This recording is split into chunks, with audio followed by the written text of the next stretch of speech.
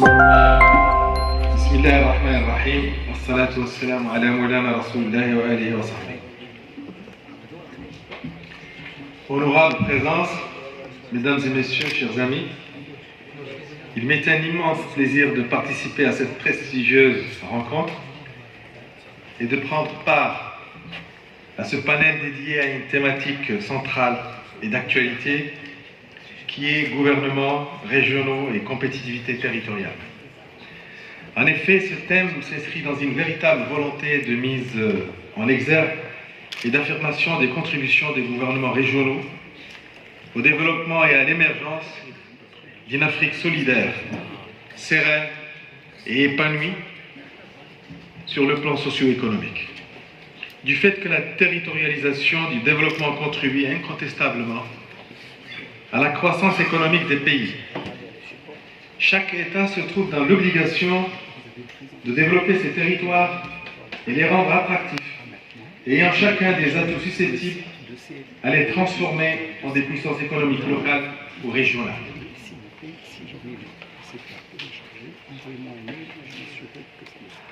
Les modèles de développement tiennent à inscrire les territoires dans un contexte compétitif, leur permettant d'acquérir un avantage concurrentiel, l'objectif principal étant d'améliorer leur attractivité, la compétitivité territoriale ou l'économie spatiale, selon la nouvelle littérature économique, est de ce fait une approche pertinente pour répondre aux attentes des investisseurs et des forces vives du territoire.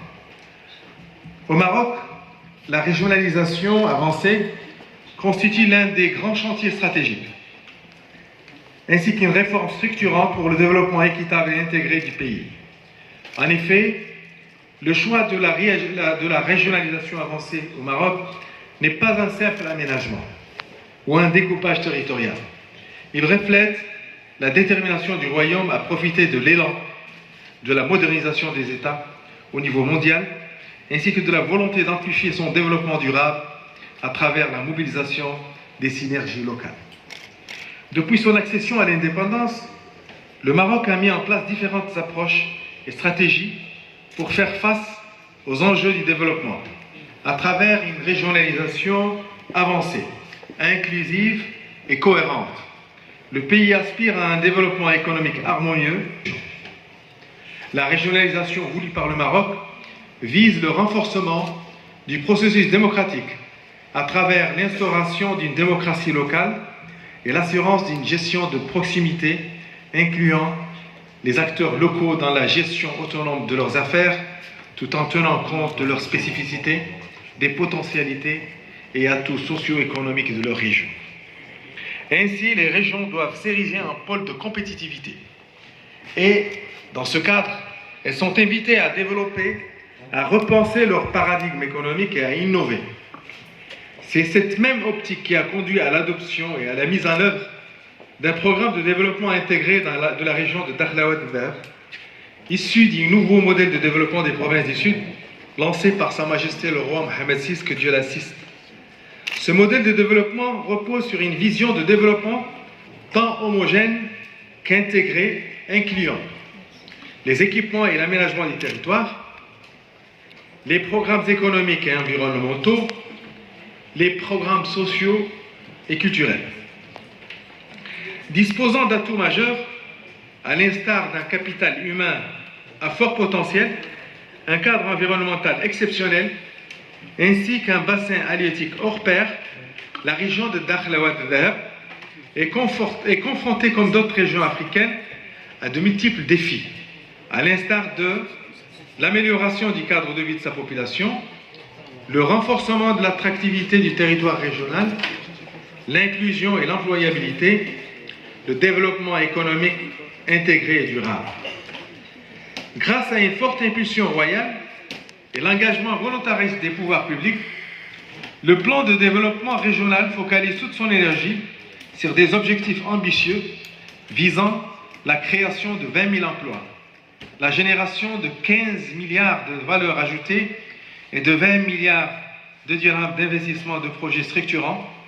J'en citerai le nouveau port Dakhla Atlantique, qui a une vocation de désenclaver la région et de créer une, une zone d'import et d'export et qui va jouer un rôle très important dans l'intégration de la zone de l'Afrique occidentale. La plateforme multimodale et port de transbordement de rang mondial, la création de zones industrielles et d'activités selon les normes internationales, le renforcement des liaisons terrestres et aériennes, prédisposant la région à devenir un territoire attrayant et incarnant le rôle d'un hub commercial ouest-africain, multidimensionnel qui lui est insufflé, et ce, du haut du sommet de l'État jusqu'aux citoyens, en passant par les autorités locales et la société civile. Il incarne un développement homogène et intégré, ainsi que des ressorts d'agilité et d'innovation qui lui assurent une pérennité durable. À la fin de cette intervention, je résaisis cette occasion pour remercier votre présence. Je réitère encore une fois mes salutations aux organisateurs de ce forum des régions d'Afrique et mes sincères souhaits de réussite de ces travaux. Merci.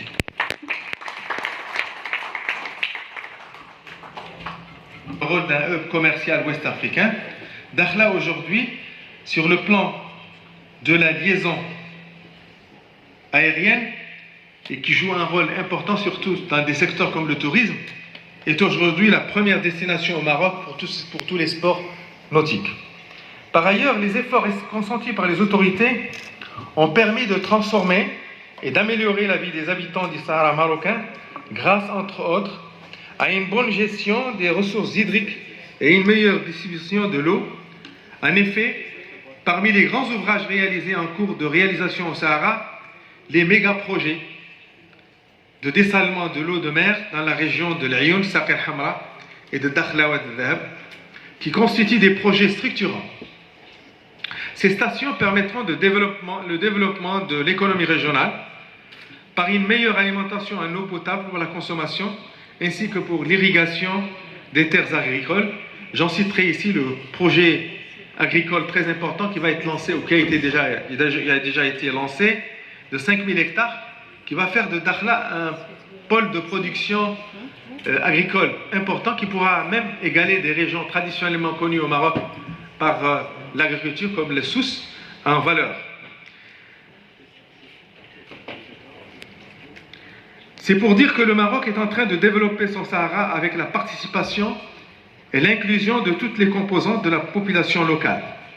Les investissements colossaux engagés dans les projets socio-économiques et structurels au niveau de la région en attestent.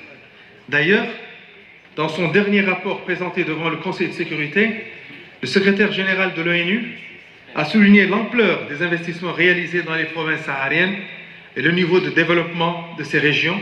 Il a ainsi mis l'accent sur l'essor économique et infrastructurel, ainsi que la poursuite des investissements du Maroc dans ces provinces du Sud. Mesdames et messieurs, chers amis, je ne saurais terminer sans rappeler que la performance des plans de développement des provinces du Sud du Maroc, en général, et celui de la région de Dakhla Wad al-Dhahab